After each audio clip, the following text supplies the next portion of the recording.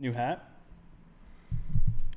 I swear, you've told me this before, that you get a new hat, but they all just look like Black Champion hats. They are. How many Black Champion hats do you have? 4. Why? I have 4 because I rip through them so much, and I say, okay, this one's going to be my nice hat. How do you rip through it?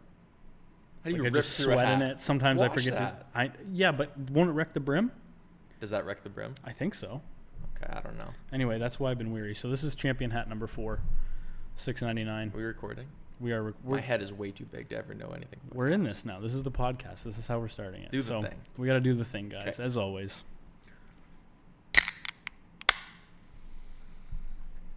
Welcome to this week's episode of the podcast, guys. How you doing, Jared? I'm doing pretty excellent. What about you? Pretty excellent. That's been your word lately, Yeah. and I really like it. I think it's kind of like a positive mindset thing. If you're 100%. doing, I love it. Got love nothing to it. complain about today. It's good. I've been working on my breathing lately, breathing out of my nose. Okay, as opposed Apparently, to... breathing out of your mouth breathers. A lot of people are mouth breathers. Yeah. It's not good for you. Yeah.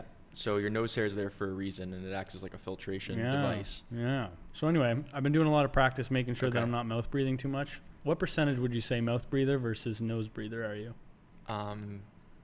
Like in terms of myself personally, how much I Yeah. do each one. Yeah. I don't know. So you're supposed to breathe out through your mouth. There's nothing wrong with that. Mm-hmm. I think I don't really pay much mind to it. I try to breathe through my nose. It's interesting but, when you like, start thinking about it. when you exercise, it can get harder Mhm. to want to breathe through your nose. Yep. Sometimes you need more air. Yep. I don't know. I'll have to pay attention and see. Apparently, and I don't know how scientific this is, but you actually get more air when you breathe out of your nose than when you breathe in through your nose than when you breathe in through your mouth. I would argue that you get the most air when you do both, which is kind of like the default if you, yeah. I'm not saying that's the best for you, but Yeah. anyway. Yeah. Anyway. What a world. What a world. Self-development type sort of ish. All right. Apple's switching their internal chips, Jared. What does this mean? Am I going to have to get a new computer? Is it going to be that much better? They're going to be faulty?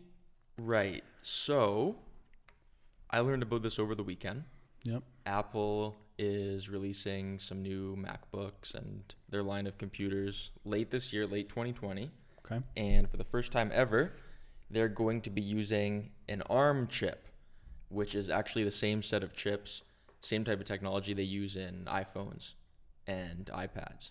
So I think this is like a good indication of Apple's big goal for convergence between the operating systems. Yeah. Because we notice like Mac user experience is getting more similar to iPad, to iPhone. It's all kind of converging, right? So this is kind of a testament to their intention of doing that. And what's interesting is they're switching away from Intel's famous chip, which I think is called the X86. Okay. I'm not sure, Yeah. but if you know anything about this kind of stuff, Intel has like a very monopolistic presence in the industry. Definitely. So a huge mover like Apple is going to take a huge dent out of that. Yeah. So I think this company is called ARM Holdings, and that's the switch that they're going to be making. So I'm curious to see if the user interface is going to follow suit with it. I think they already released the Mac OS for this year, so it's not like groundbreakingly different, but it's like a step in the right direction for things to come. In terms of speed, Apple's A series chips in the iPhone are like some of the best in the industry. So it's interesting to see how this is going to translate to the MacBook. And supposedly it's going to be a lot cheaper than what we're used to seeing. I'll believe it when I see it. Yeah, we'll see. Yeah. We'll for see. Sure. Well, But that's yeah, cool. It's cool. It's cool. Apple's innovating. Awesome. Well, they're making like a supply chain decision to switch. Are there other companies that are using like this style of chip though? Well, they have like some of their proprietary technology in there, but ARM is its own company. Okay. So I'm not sure if any other manufacturers are using it. Cool. But in the laptop space specifically, Intel has a huge presence. So Yeah. it's going to be interesting to see them shift some of their investment away from Intel and see what happens. That's cool. Yeah. Cool. I'm excited to see that probably in the fall. Yeah, I think late 2020, so November. Cool. Whenever it may be. Cool. It's always an exciting time to be an Apple fan in the fall because all the new stuff comes out. Yeah. So Jared and I have been really focused on like our business lately and working on it, figuring out systems, figuring out where we're weak, where we're strong, and stuff like that. And so in the last little while, we've brought on somebody to do some account management for us and stuff like that. And we just had a good interview with somebody. We're going to be bringing on a video editor. So that's really exciting. And we're just continuing down this crazy journey of running a business. Yeah. And we kind of wanted to talk a little bit today about some of the lessons we've learned along the way. I think it's a great topic. Just to clarify, we're bringing on a dedicated account manager. Her name is Celine. Shout out to Celine. We've been trying to coordinate something with her since pre-COVID. Yep. Which definitely put a damper on things. But she's already working with us on like a project to project kind of contractual basis. But hopefully within the month or so, she's going to be like officially one of ours. Yeah. Which is really cool. So we're happy to get somebody new on the team. As far as the video editor goes, this is just a contractual relationship. But we're going to see where it goes. Because we'd love to have somebody in-house too. Yeah. It's exciting. Really exciting, really fun to bring somebody new on. And it's cool to kind of pass the torch of like some of your responsibilities to someone else. And it's important that you do that, you know, like we've always critical, said, it's important that you work on your business less than in your business as time progresses. Right. And when you're a startup, you do have to spend a lot of time doing some of like the more mundane stuff to the most executive, like highest level stuff. Yeah. So like, you really have to be a well-rounded person, I think, to start up a company, because like you're making like top level strategic decisions and financial decisions, but you're also like keeping sweeping track the of your floor. Receipts.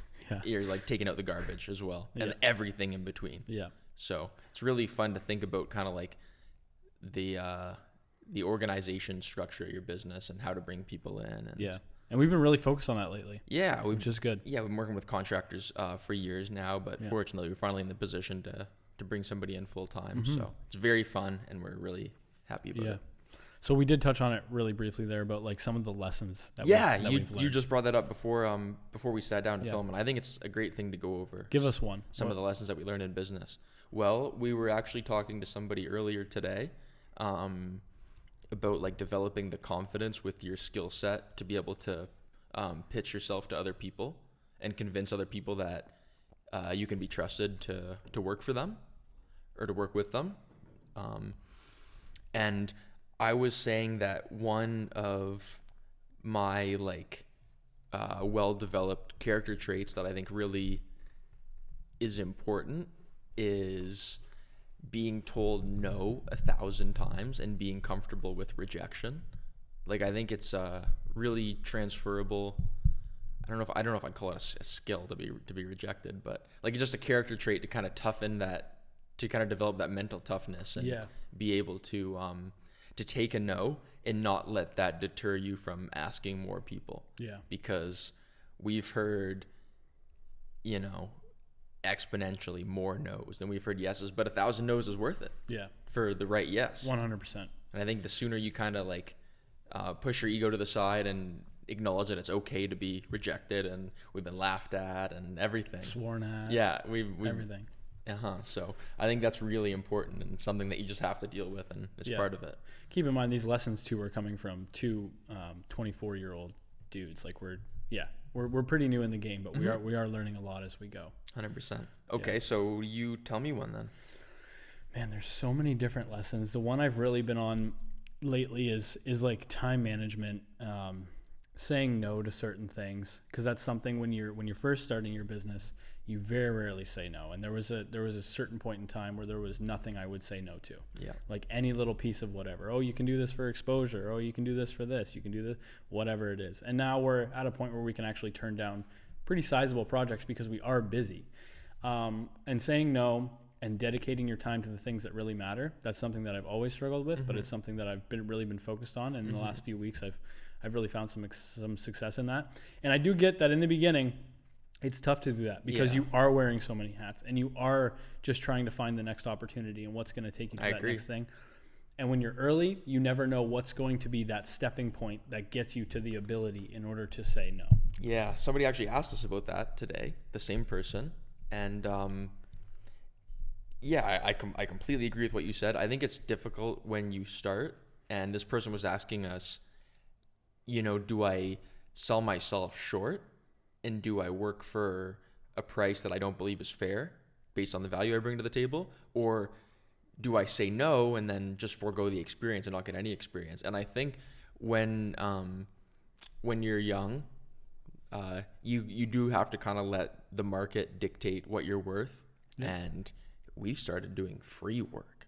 Yeah, dude, we did. For absolutely nothing but exposure. Yep. And for recognition, and to start building relationships. So I think maybe you can start building up your roster, because it is important to like aggressively say yes to everything within reason when you start, because you have to start from somewhere. But then once you fill up this roster of like, let's say maybe you have 10 customers now, then when another one comes by, you can pick and choose and start to prioritize what's worth your time, what's no longer worth your time, and then you can kind of scale up like that. Yeah. But it's difficult to get to a point where your plate is really full. Yeah. And even then, it's still difficult to make those kind of like prioritization decisions of not only who you can work for and what prices, but what you do with your time. Yeah. Like, I know you've been working a lot on like kind of honing in on your schedule, which I think is super important. And yeah, I totally agree. Time management is everything. I actually heard recently, I think on YouTube, this entrepreneur that I watched was saying, when you're young, it's easy to confuse the value of time versus money, because when you're just starting out, you have like the scarcity mindset when it comes to money because you're not bringing any income, but you have an abundance mindset when it comes to time because you're so young and your relative perception of how much time you really have in your life is kind of warped. But it's important to remember that time is the scarce resource because there's only so much of it, and there can always be more money to make. Yeah. And easier said than done. If you're broke and you have no money, then money really is a scarce resource at the time. Yeah. But he was just talking about how like in your early 20s, it's easy to forget how you should prioritize. It is easy to forget. Yeah. Still, and that's something that I'm still working on, because like, we were in that scarcity mindset for so long when we were starting. Yeah, there are times when we get a big check flashed in front of us, and it's so compelling to just say yes and do it that you forget about the value that you're going to get from the deal. Yeah, and can you actually do it? Yeah, can you do it? Is it worth your time? Are you doing it just for the money, or are you going to be able to learn something from it and develop your skills? So it's tough. Like, everybody needs to pay their bills, but when you get to a point where you can pick and choose, it's really important to think about what you're going to get out of the transaction. Yeah. Yeah.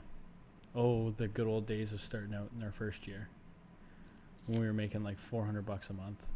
Yeah, it was crazy. It was crazy. But let me tell you, that first $400 contract or whatever it is hit way harder than multiple thousand. 100% it did. 100% it did. And it's all relative. And right? I think that's smaller, which is not small. $400 is still $400. That really drove us to where we are, and that really gave us the momentum to keep going. Yeah. So, and before that check ever came across the table, it was no's, it was laughs, it was swearing, it was crazy. And we actually touched the editor that we were talking with. We were talking to him. And we said, even though you get a no in the moment, that doesn't mean that relationship won't come back around eventually. Yeah. And we have a few cases of that with our clients, and it's a cool thing. So every touch point is super important. Yeah, I totally agree with you. Like, people you don't hear from for years can come back around. Yeah. And maybe it's just it wasn't the right opportunity for this other person at the time, or maybe they watch you grow and they want to kind of gauge what direction you're headed in. Mm-hmm. Maybe they think you have the right intentions, but your skills aren't there yet, or they want to see you get more experience. Yeah. Or they want some other business to validate what you're doing. Yeah. And they want to watch how you work with someone else first. But be mindful of every relationship, and I think never completely closing the door on somebody. Yeah. It's important because you never know how things will change. You never know. That person could connect you with this person, even though that deal didn't work out, blah, blah, blah. And I think distance okay from the mic. You can come a little closer. That's better. Good. Yeah, that's better. And I think that these little tips that we've given, I think they're kind of transferable to every business, not necessarily just in the creative field. For example, if you make little, I don't want to call them knickknacks, but if you make like little things, like you make custom mugs or whatever, maybe that's how you start, is you give them away to some people, and hopefully like they'll shout it out on their socials, and that'll be like their first little bit of free exposure. And then as you scale up, you can learn to say no to certain things. I feel like it's kind of transferable no matter what business you're in. So yeah, there's a ton of lessons. And also, if you are that early into a business, then before you invest too heavily into something, and I'm not just talking about financially, before you invest your time and your energy into something, make sure that you care about it. Yeah. And that it's something that you want to do. Because if you're trying to get into an industry for the money, you'll probably find that you can make more money doing something you like. Yep. And I know that's kind of like hippie-ish kind of dreamer mindset, depending on what you like. But the fact of the matter is, another thing that I've found is you're going to invest way more of your time and money and any resource into something that you're genuinely interested in and you genuinely like. Because if you and I are in the same field and you love it, and I'm just doing it because I think it's a nice way to get rich, you're going to put more hours in than me, and I'm going to get fatigued more, and I'm not going to care as much, but to you, it's not going to feel like work. Yeah. So I think it's really important to evaluate why you're getting into something. Are you doing it because it's trendy? Yeah. And there's nothing wrong with capitalizing on trends, but do you genuinely like it and see potential there, or are you just doing it because you want to make money or because you think that's what you're supposed to do? Yeah. I think a lot of people fall into that trap. One of the people that I look up to locally in business, he always says that if you're passionate about something and that's your passion, the money will come. Yeah, it's not work. It's true, but and I sometimes people get it confused. You know, you're a year into your business, you're really passionate about it, but the money's not there yet. It takes longer than that. Like you just have to keep working at it. I think it's true. You just have to be patient, put in the work, and if you're passionate about it, it'll work out. So yeah, and I mean, it's not to say you can make insane amounts of money in any industry, because there are limits to certain industry. Absolutely. If you love, let's say, spinning pottery, clay mugs from scratch, and you're more passionate about like the artisanal side of the business than you are about scaling a business, you're only gonna get so far, because you only have two hands and you only have so much time in a day.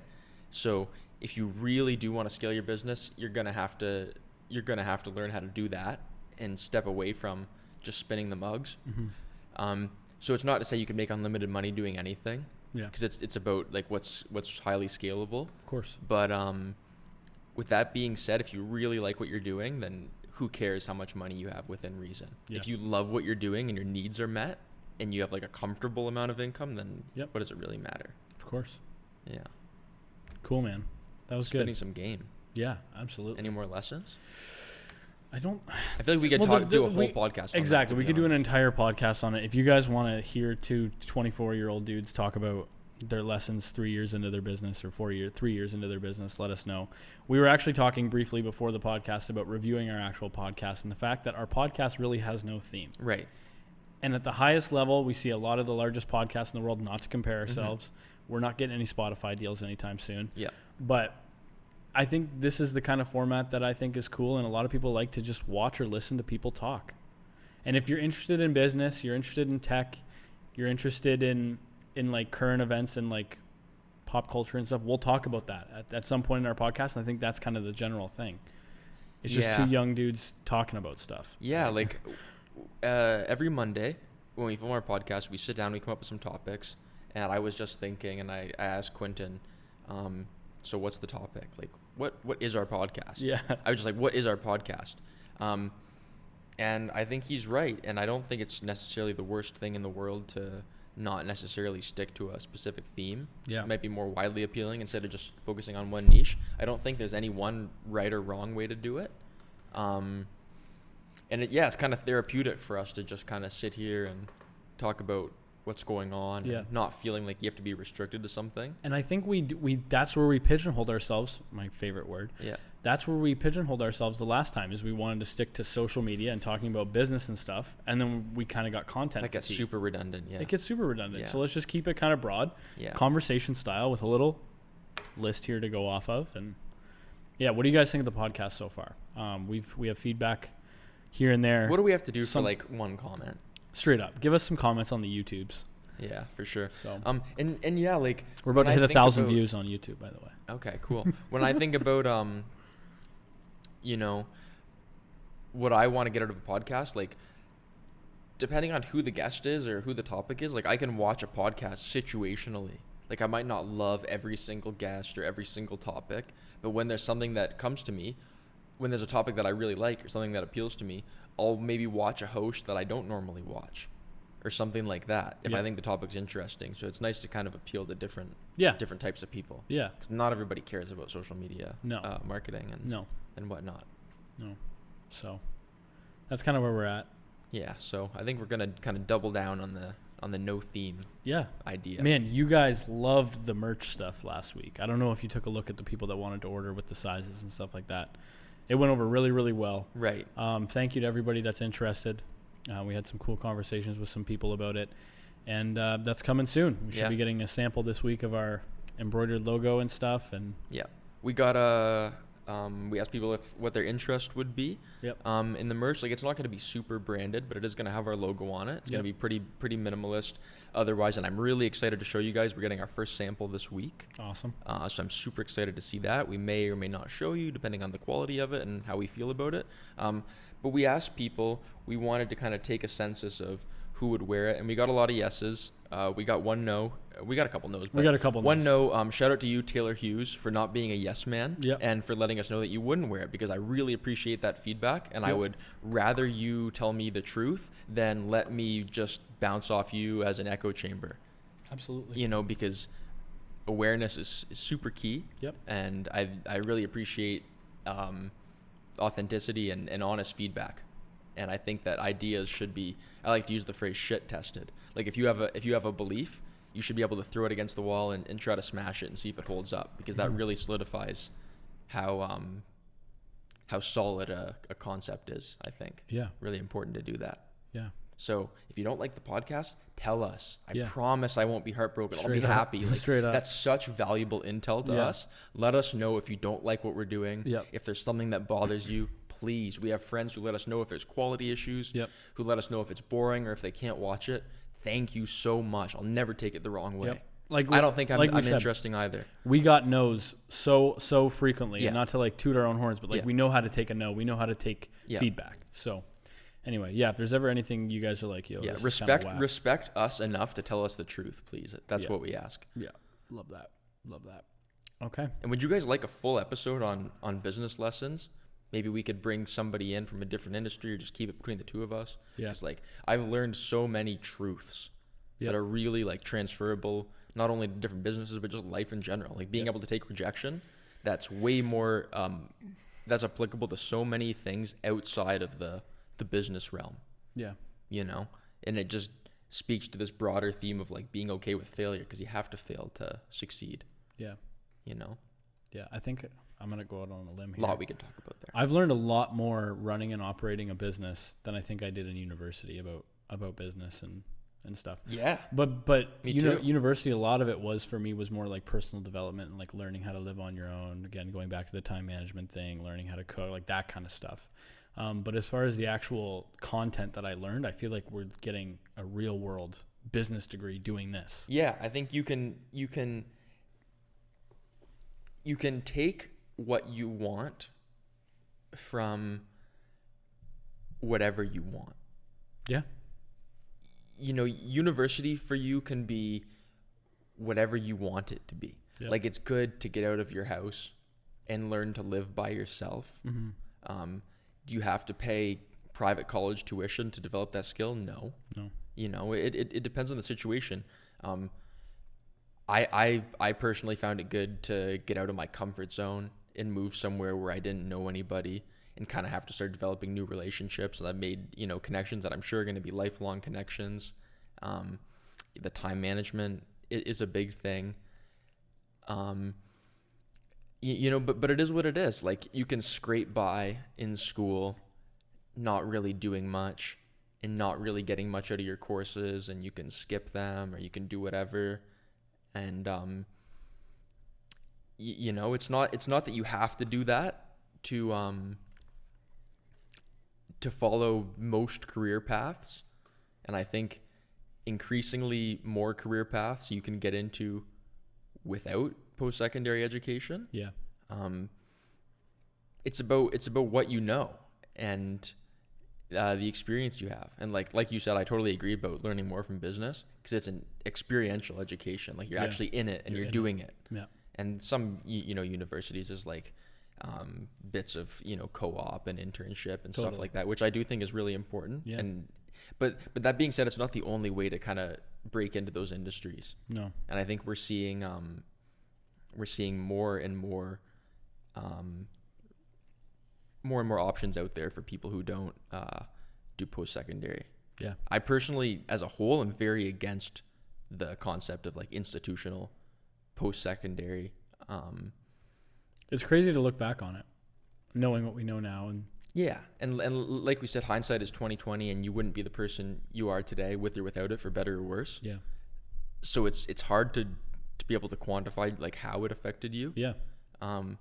Yeah, the education system, the post-secondary education system as an institution, I'm pretty opposed to it, but that's a different conversation. It's in some hot water right now too. Okay, we won't get super into it, but yeah, for sure. Everybody going back to school in the fall online, and they still have full tuition costs and stuff. It's quite a racket, but yeah, we can do. We don't necessarily have to get into that today. Okay. But anyway, what else we got on this beautiful little list here? We got Tesla hype continued. If you guys follow the stock market, you know that Tesla's stock price has just been up and to the right. Yeah, they've been on a fantastic trajectory. Yeah. And everybody from market analysts to everyday Joes have probably heard about Tesla's like rocket rise in terms of their profitability. And what's interesting is they just recently released their Q2 earnings reports, which is April through to June, and their profits have remained relatively the same in spite of everything going on with COVID. Their operating expenses are even less. Point being, they're doing great.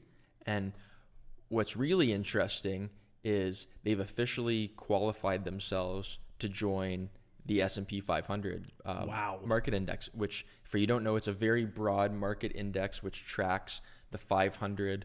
I don't want to say most valuable, but the 500 best performing stocks in America. So it's super broad, super diversified. One of the most followed indexes in the world. So just about every investor is invested in the S&P 500 in some capacity. And if you have somebody managing your money on your behalf, you better believe that some allocation of your money is being put into the S&P 500. So what's interesting is if Tesla does get accepted, then every single person who invests in this market index is also investing in Tesla. So Elon Musk is now the 5th richest man in the world. But just to clarify, they're not in the S&P 500 yet. Yeah. They've just officially qualified themselves as eligible. Okay. And the last criteria they needed were 4 quarters profitable in a row. And the Q2 earnings reports kind of solidified their last requirement. So they're officially in. I love Tesla. I'm long Tesla. I'm super into the company. I support what they're doing. I have very high expectations for them long term. Yeah. So I think it's really cool. Are they overvalued? Maybe in the short term, but long term, absolutely not. Elon thinks so. He thinks they're overvalued. He'll tweet it sometimes. Yeah, no, I heard. Tesla stock's too high, in my opinion. Yeah, I heard that. It's funny. I like Elon as a character too. Yeah, I think he's hilarious. He's awesome, and what he really does, brilliant. His public persona definitely shifts the market a lot. Yeah. And you have to ask yourself how he's evaluating the stock, like based on their technicals right now, like how much money they're bringing in and their production and this and that. Maybe it's overvalued, but you have to remember people are speculating on growth, right? Yeah. And that's a really hard thing to analyze, especially for a company like Tesla, because they're doing so many different things. They are. It's more than just cars. Yeah, 100%. Like we just talked about the Apple chip. Tesla makes their own chip. Yeah. Their roofs. Right. Well, I don't think that's Tesla, but they're in like the renewable energy space. Yeah. They're in the autonomous driving space, which is a totally separate thing from the electric vehicle space. Are they going to license that technology? So Elon thinks that by the end of 2020, it'll be totally ready to go as in pick you up from your house or pick you up from your workplace, drive right to you, take you wherever you need to go. When regulators and government legislators decide that it's ready is going to vary, like city by city, country by country, and there's like different levels of autonomy and how they classify what's ready for being street legal. There's no fully autonomous vehicles on the road right now. It's just not a thing yet. But Tesla have proven to be some of the safest vehicles on the market. Like Tesla drivers getting like something like almost 50% less accidents than drivers of other cars. So it's really interesting to map that out. And yeah, it's so tough to speculate on where they're going to be because it's so many different things. Like people who make these decisions, analysts who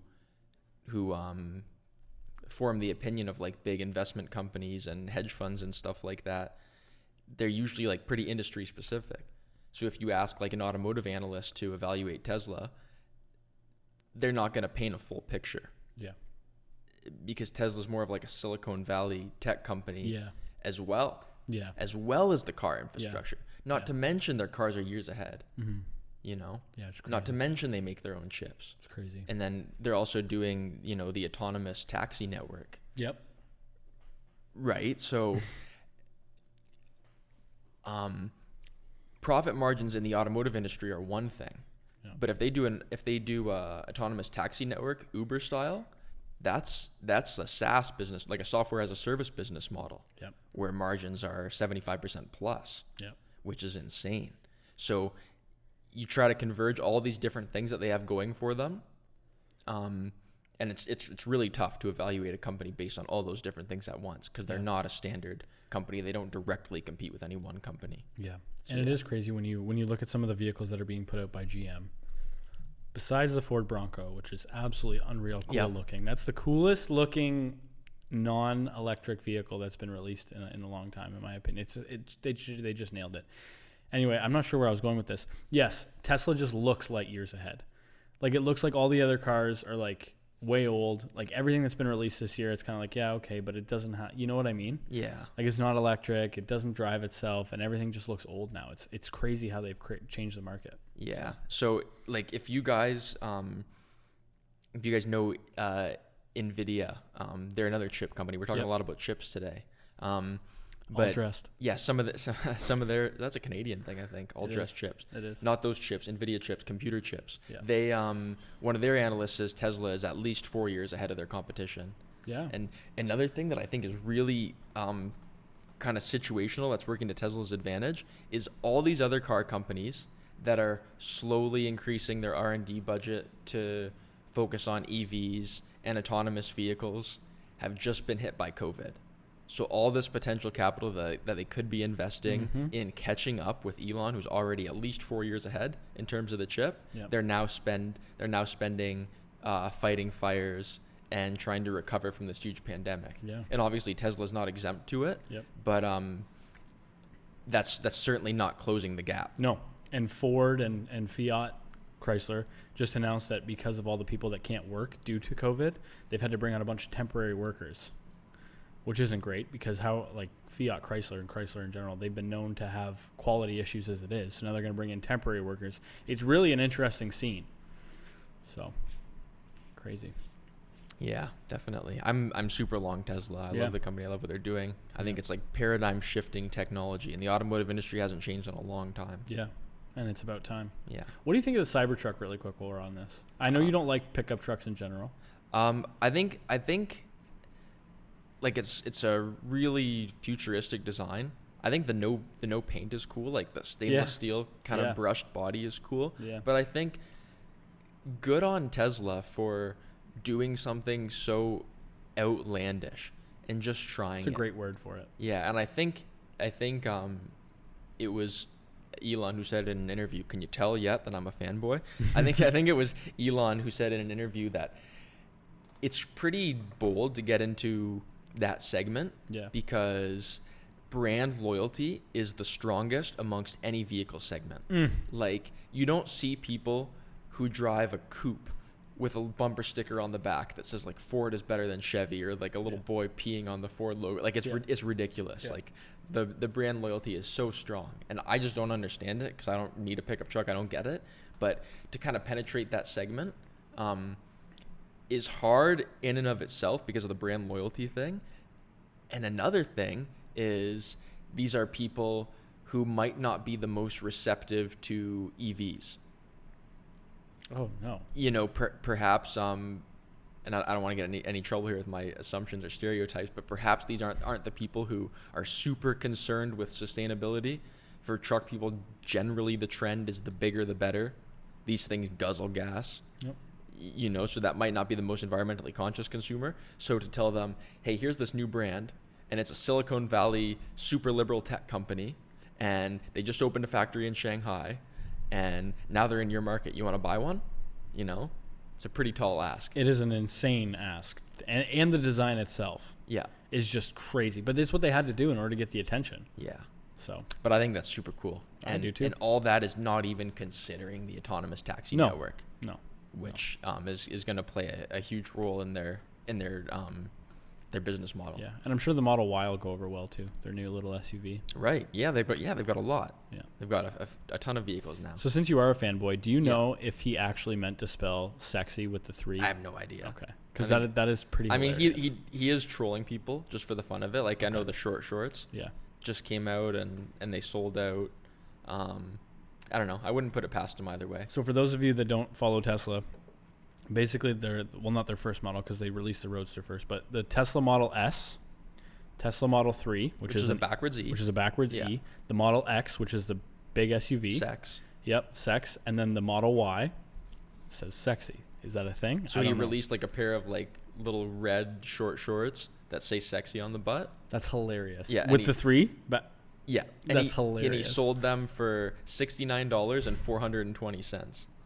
You know, $69,420. So just having an absolute go at people. Like, he also smoked weed on the Joe Rogan podcast, and his stock plummeted before sells flamethrowers. Yeah, before it rocketed. He's hilarious. So yeah.